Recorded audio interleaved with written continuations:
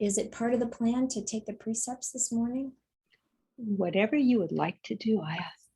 Well, I'd like to offer that so that we begin this retreat in a way that's, well, it's quite traditional and also grounding, and I think applicable.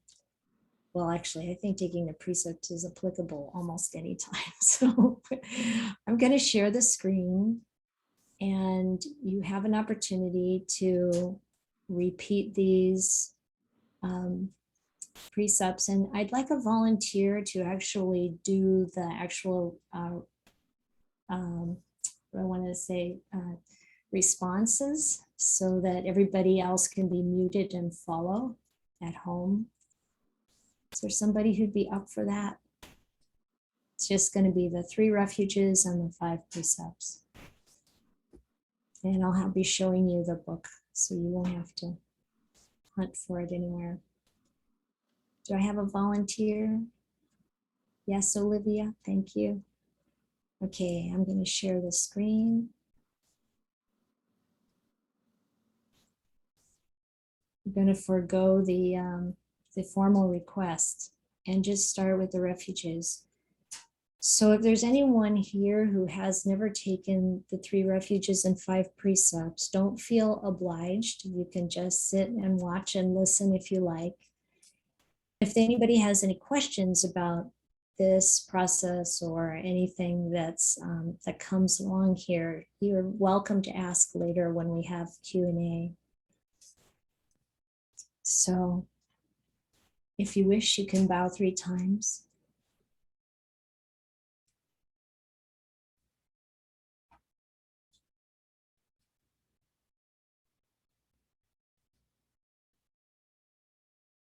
Namo tassa bhagavato arahato samma sambuddhassa. Namo tassa bhagavato arahato samma sambuddhassa. Namo tassa bhagavato arahato samma sambuddhassa. Namo tassa bhagavato arahato sama sambuddhassa. Namo tassa bhagavato arahato sama sambuddhassa. Namo tassa bhagavato arahato sama sambuddhassa. Buddhang saranang gacchami. Buddham saranam gacchami. Dhammang saranang gacchami. Dhammam saranam gacchami. Sanghang saranang gacchami. Sangham saranam gacchami. Dutiyampi buddhang saranang gacchami. Dutiyampi Buddham saranam gacchami. Dutiyampi dhammang saranang gacchami. Dutiyampi Dhammam saranam gacchami. Dutiyampi sanghang saranang gacchami. Dutiyampi Sangham saranam gacchami. Tatiyampi buddhang saranang gacchami. Tatiyampi Buddham saranam gacchami. Tatiyampi dhammang saranang gacchami. Tatiyampi Dhammam saranam gacchami. Tatiyampi sanghang saranang gacchami. Tatiyampi Sangham saranam gacchami. Tisaranang gamanang nititang. Ayya. Panatipata veramani sikkhapadang samadhiyami. Do you want to do just the Pali or should I also do the English? Do both, yes. Panatapata Varanami Sikapadam Samadayami. I undertake the precept to refrain from taking the life of any living creature. Adina dana veramani sikapadang samadhiyami. Adina dana veramani sikapadam samadhiyami. I undertake the precept to refrain from taking that which is not given. Kame sumi chachara veramani sikapadang samadhiyami. Kame sumi chachara veramani sikapadam samadhiyami. I undertake the precept to refrain from sexual misconduct. Musawada veramani sikapadang samadhiyami. Musawada veramani sikapadam samadhiyami. I undertake the precept to refrain from false and harmful speech. Suramaraya maja pamadatana veramani sikapadang samadhiyami. Sueramaraya maya pamatadana veramani sikapadam samadhiyami. I undertake the precept to refrain from consuming intoxicating drink and drugs which lead to carelessness. Imani pancha sikapadani silena sukha tinyanti. Silena boka sampada. Silena nibutinyanti tasma silani sodaye. These are the 5 precepts. Virtue is a source of happiness. Virtue is a source of true wealth. Virtue is a source of peacefulness. Therefore, let virtue be purified.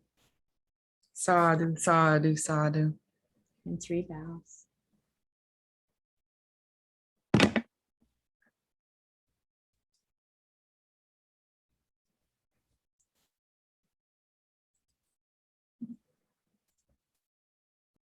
So I always feel a lot of mudita, a lot of joy when people take the precepts, and they're such an important grounding for our practice and for our life.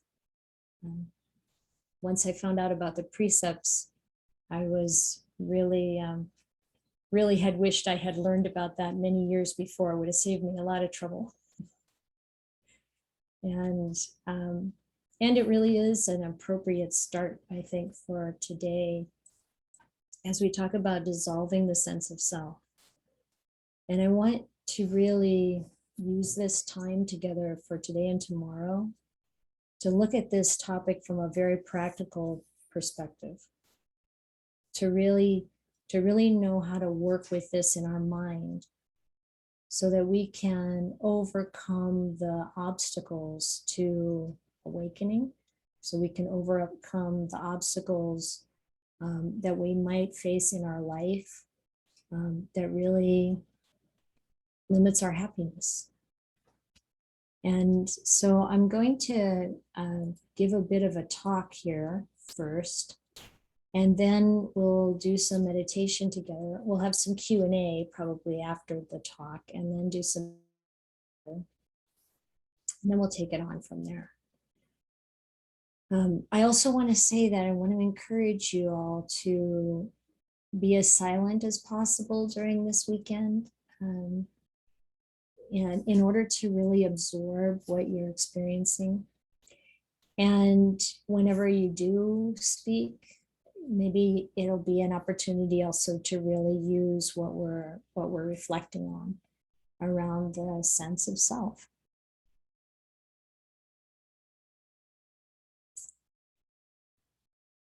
So when we talk about the sense of self, we can look at it from a few different angles. But I want to encourage you to think about how it feels when that sense of self is there. And for almost all human beings, that's the main, that's the default, right? We are operating from having a concept or perception of our personal identity, of course. And there are, many reasons why that's the case. And it's natural to living beings to want to preserve themselves, to think about and know the difference between self and other, and all these things that are just part and parcel of being a living being. And so as we talk about this idea of dissolving the sense of self, it doesn't mean that self, quote unquote self, that we are living in the world as individuals goes away. But what goes away is this, actually, the Buddha would say, incorrect or distorted view of who we actually are. Now, some of you have heard some of these kinds of reflections from me before, and you may have or may not. But one of the things that the Buddha did, and he talked about non-self because he wanted us to all understand that there's no abiding self, there's no separate self, there's no entity that exists on its own where it's all based on conditions. And that this idea of not having an abiding self is crucial to our awakening, this understanding that there's not an independent self that continues forever. And yet the Buddha also talked about self in a way that's important, in a way that we understand that it's up to us to modify our habits, to take responsibility for our life, to do good things in the world, and that this is all, and take the precepts and keep them, and this is all part of our ability to choose, our will, our decision, and the development of our wisdom, comes along with having this body and mind, and to recognize that there are really two levels there that the Buddha talked about. And he said this: there's the level of the individual operating in the world, and there are many things that he said about the good ways of doing that and the not so good ways of doing that, so we could understand the difference between what's wholesome and unwholesome. And of course, we understand it through our experience too. We can feel it. Once we become sensitive to that, we can observe it for ourselves, and we can make choices about where we put our attention and what we do when we make our decisions. But then there's that other level of the fact that everything we can relate to about being me is really uncertain and constantly changing. But in this weekend, I want to look at the sense of self as the ego, you might say, that defensiveness that we have, that kind of collection of, qualities or characteristics or attitudes or habits that keep us kind of locked in suffering, really. And as we can kind of get at this idea by asking ourselves what we protect in ourselves. What do we cherish? What do we think is me or mine? What really brings up strong emotions? Like when we experience anger or fear or lust or jealousy or hatred, there's a very strong sense of self behind it. You can feel how it solidifies. When we get really angry, there's a self-identity that's coming to the fore. There's a kind of strengthening of it. And it's the same with other strong emotions. Our desires, our likes and dislikes, it's all part of this kind of conglomeration we can think of as this sense of self. It's really ingrained in it. And so I want to invite you to notice in yourself, we're all a bit different, to notice how your sense of self appears, what it's like, what it does. And Buddha talked about different ways that this idea of our own identity gets in the way of our peace and happiness. You know, he talked about the problem that we have with comparing ourselves to others. We think I'm better or I'm worse or I'm equal. Many of you are familiar with that teaching, that this is a conceit. The Buddha talked about conceit, you know, as this idea of I am. He talked about I making and mind making and the underlying tendency to conceit, and that this is a delusion. This falls away when we awaken. So that's you know, there are different ways to see what this sense of self is and how it shows up. The Buddha also talked about being careful to avoid praising ourselves and disparaging others. Clearly, there's that sense of self that's in that process, in that wish to prop ourselves up.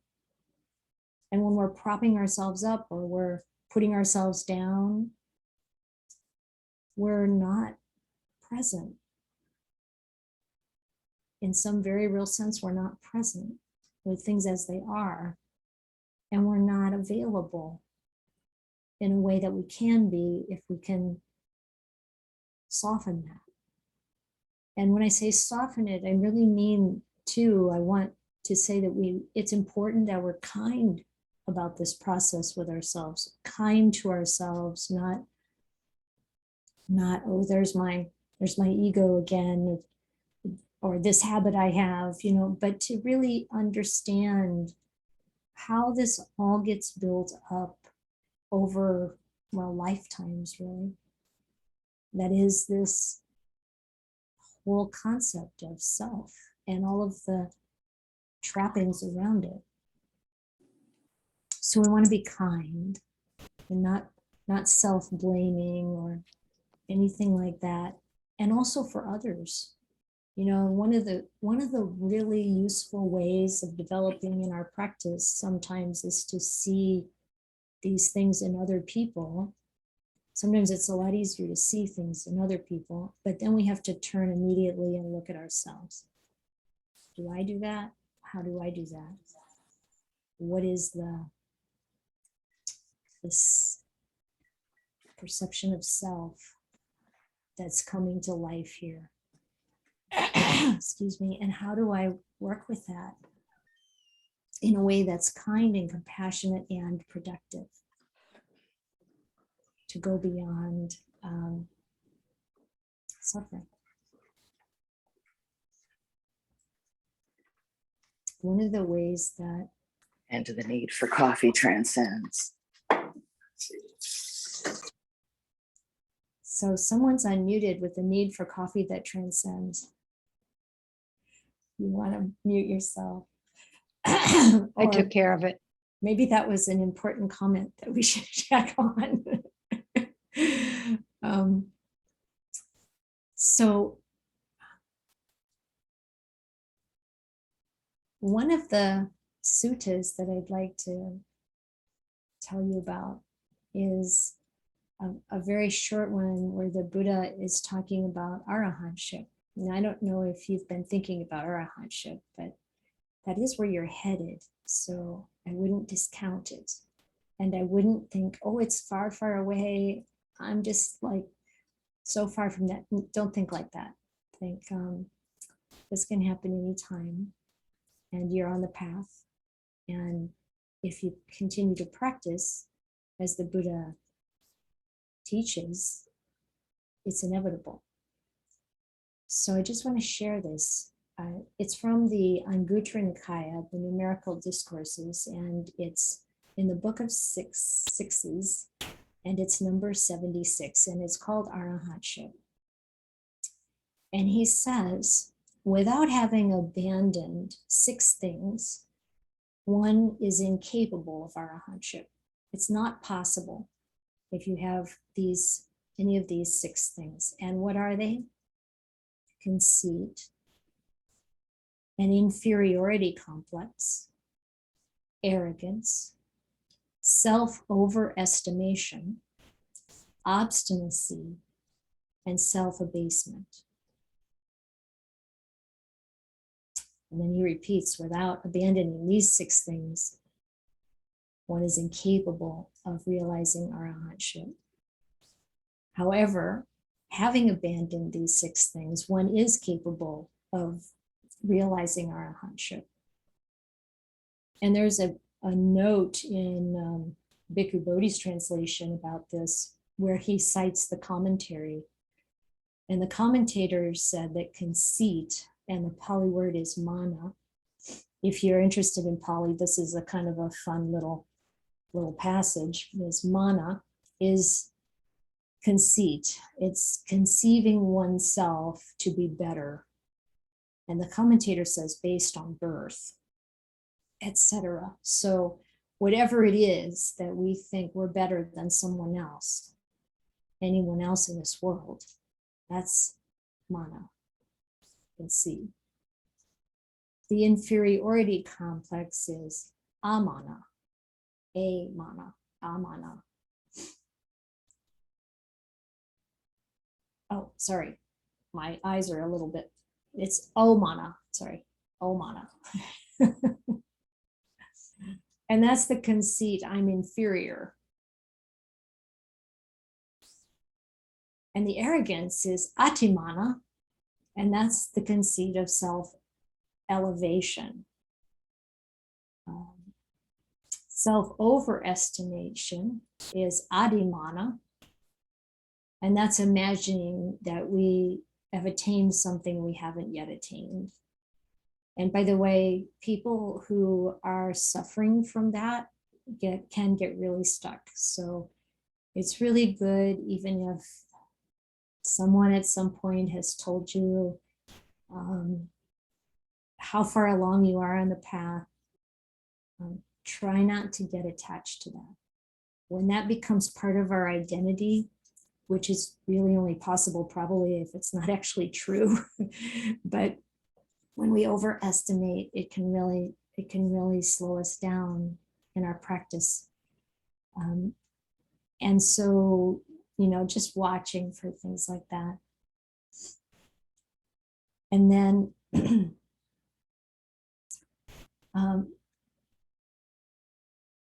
obstinacy is not a mana, it's a tamba. And the commentator says that that's due to anger and conceit. And self-abasement, which the English definition is, it's a belittling or a humiliation of oneself. That's atinipata, the conceit, I am inferior. And the commentator says it's the conceit, I am inferior, occurring when one is actually inferior. So it's an interesting comment to explore a little bit, because who's inferior? Inferior in what way? Like I'm definitely inferior to Bhikkhu Bodhi and Ajahn Brahmali in terms of scholarship. I'm not a scholar. I love reading the suttas and trying to put them into practice and talk about them. But, we can all see ourselves in kind of in some way, not as good at something as someone else. But I don't think that's a problem. That may be just a realistic evaluation. But it's when we take that on as an identity, I'm less, or I put myself down. Excuse me, put myself down. But this is part of the sense of self that inhibits us. There's a a way that I thought about looking at the sense of self many years ago when I was really digging into this. And I thought, what if we really consider like which human being gets the most attention in my mind? And I thought, what if you painted a mural, a really big one on a huge wall? And on that mural, you represent every human being on the planet. But you don't represent them all as the same size. I mean, pretty impossible anyway, with, so many of us now, but let's say you could. But you represent them in size according to how much you think of them. So I want you to imagine your mural for a minute. Big wall. We've painted everyone in there. How big is the biggest person and who is it?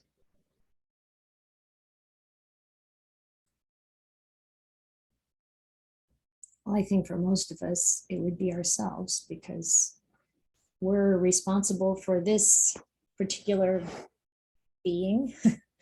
And we have a lot of concern about it most of the time, how it's doing, how it's looking, what other people think of it. And so I'm pretty sure I'd have the biggest picture in my mural. But then what happens when we shift and we loosen our grip on that idea of who we are, and we start to take in the Buddhist teachings about, how to kind of work with attachment and the impermanent nature of our body and all our mental faculties. And then what happens? How does that change the picture? Or maybe in certain instances, the sense of self just kind of fades into the background. Once, also long ago, I was listening to a minister giving a talk. And she talked about how sometimes in a crisis situation, our sense of self and kind of our armor, our protective mechanisms, or whatever, however you want to think about it, can disappear. And she used the example of, it was one of her parents, I can't remember which one, had a health crisis, a heart attack or something like that. And they were in the hospital, and she, tore to the hospital to see them. And when she walked in the room, she said, it was like all of the defenses were gone. Like all the stuff in their relationship with that was difficult, or whatever kind of barriers there were in communicating, it just fell away, because this was it. This was the only thing, was this concern about them. And it wasn't just in her, but also in her parent. It was like the crisis caused this self to fall away, to recede out of the picture. And there was a genuine kind of connection and communication that was stronger and clearer and more direct and more loving than she had possibly ever experienced.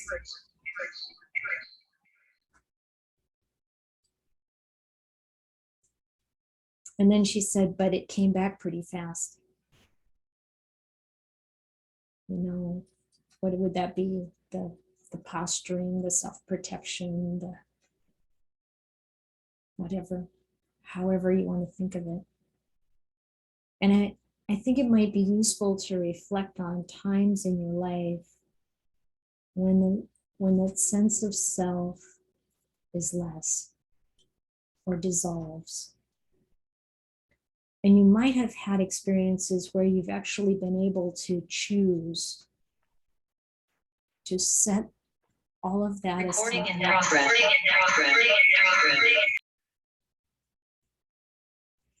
To set all of that aside and to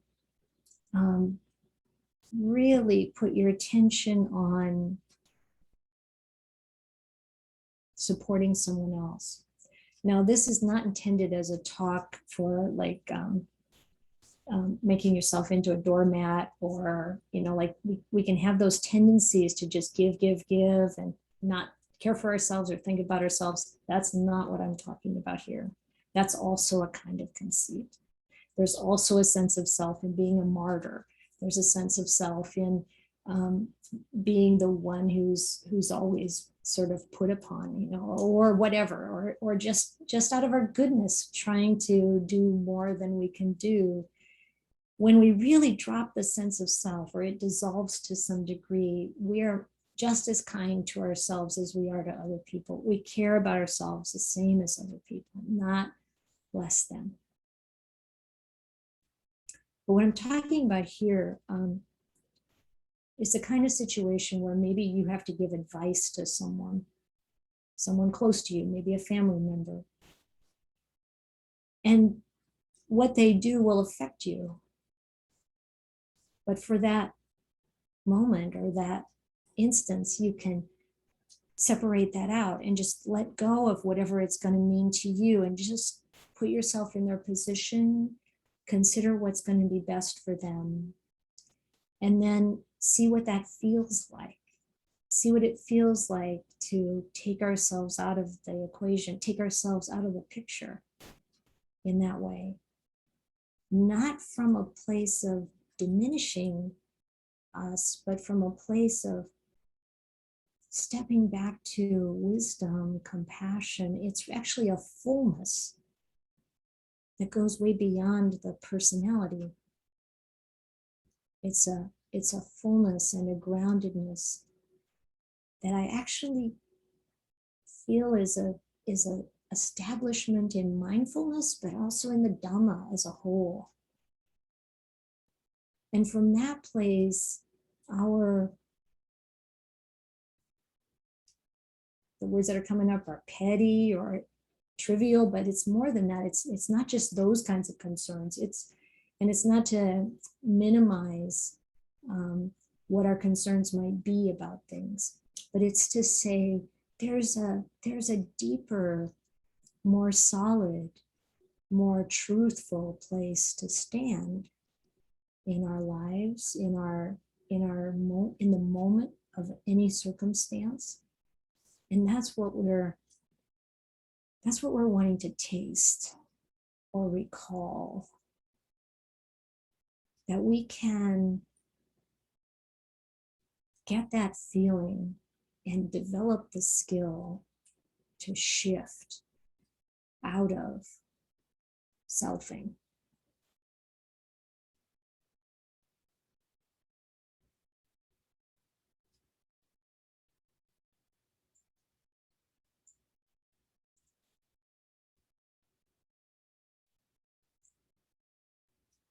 So when we do shift out of selfing, how does it feel? Calm, peaceful. There's kindness and compassion. Actually, all the Brahma Viharas come into play. They're easily accessible. That we're really experiencing relief. Because if we look at sort of all the defilements, it's always that sense of self that's behind them.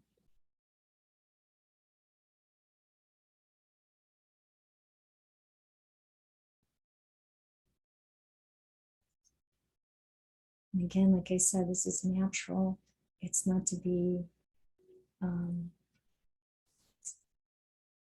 thought of as something wrong. It's just, this is another way of looking at the picture and looking at our life, our practice that can help us move forward. I'm going to share another sutta with you. This is in the middle length discourses, Majjhima Nikaya 109. It's the longer discourse on the full moon night. And here the Buddha is sitting out in the open with the monks all around, and one monk asks a question. First he asks, are these the 5 aggregates? Form, feeling, perception, choices, and consciousness? Now, you might not be used to the word choices for sankhara as a translation for sankhara, but it actually quite works, especially in this case where we're looking at the self and our choices, our volitional activities. And the Buddha says, yes. And then the monk asks, and what's the root of these 5 grasping aggregates? And the Buddha says, they're rooted in desire. And then he asks, is this grasping the exact same thing as the 5 grasping aggregates, or is grasping one thing and the 5 grasping aggregates another? And the Buddha said, neither. It's the desire and greed for those aggregates. That's the grasping here. And then the monk says, but can there be different kinds of desire and greed for the 5 grasping aggregates? And the Buddha says, yes, there can. It's when someone thinks, in the future, may I be of such a form? May I have such a kind of feeling, or such a perception, or such choices, or such consciousness? That's how there can be different kinds of desire and greed for the 5 grasping aggregates. And then the monk asks, so what's the scope of the term aggregates as applied to these aggregates? And the Buddha says, any kind of form at all, past, future, or present, internal or external, coarse or fine, inferior or superior, far or near, this is all called the aggregate of form. And he said the same about feeling and perception and choices and consciousness, past, future, or present, internal or external, coarse or fine, inferior or superior, far or near. It's all called the aggregate of consciousness. Whatever. That's the scope. Then the monk asks, well, what's the cause? What's the reason why the aggregate of form is found? And what's the reason for these other aggregates? And the Buddha said, well, it's the 4 primary elements. That's the basis for form. So form, the body, anything material. Contact is what creates feeling, or is the ground or the requirement, the nutriment for feeling. And also contact is what makes perception possible, and mental activity, choices. And then the Buddha said it's name and form, body and mind. These are the reasons why there's consciousness. This is why there's consciousness. Then he asks, how does identity view come about? So identity view, this is another aspect of the Buddhist teaching. This is Sakaya Ditti. This is the view that these aggregates are me. This is a self. This is who I am. And the Buddha says how that comes about is when an ordinary person, someone who hasn't heard the Dhamma, hasn't learned from someone who's enlightened, they regard form as self, or self as having form, or form in self, or self in form. When you think about those 4 ways, you know, am I the owner of my body? Am I the body? Or is the body in this thing me? Or am I in the body? Something like that. And the same with feeling, perception, choices, and consciousness. That's how an identity view comes about. we think this belongs to us, or this is us, or we're somehow part of this. And then the monk says, well, how does identity view not come about? And it's exactly the opposite. You don't regard yourself. And he says, this comes because someone has heard the Dhamma. They've learned it from someone who knows. And they don't regard their body as self, etc. Then he asks about the gratification, the drawback, and the escape when it comes to these 5 aggregates. And the Buddha says the pleasure and happiness that arise from form, that's the gratification. That form is impermanent, suffering, and perishable. That's the drawback. And removing and giving up desire and greed for form, that's the escape. And the pleasure and happiness that arise from feeling or perception or choices or consciousness, that's the gratification. All these things are impermanent, suffering, and perishable. They come to an end. That's the drawback. Letting go of the desire, the greed for this, that's the escape. Sense of self, no problem. And he says, how does one know and see that there's no ego, possessiveness, or underlying tendency to conceit in this body and all external stimuli? In other words, how do I know and see there's no self here, no ego, possessiveness, or underlying tendency to conceit? And the Buddha says, one truly sees any kind of form at all, past, future, present, internal or external, coarse or fine, inferior or superior, far or near, all form. With right understanding, this is not mine. I'm not this. This is not myself. And so it is with the others. That's how to know and see that there's no ego, possessiveness, or underlying tendency to conceit. And then the Buddha goes on in this to talking about, leading him through that very familiar sequence that we find in the suttas, asking, was this body permanent or impermanent? Is it suffering or happiness? Is it perishable or imperishable? Is it self or not self?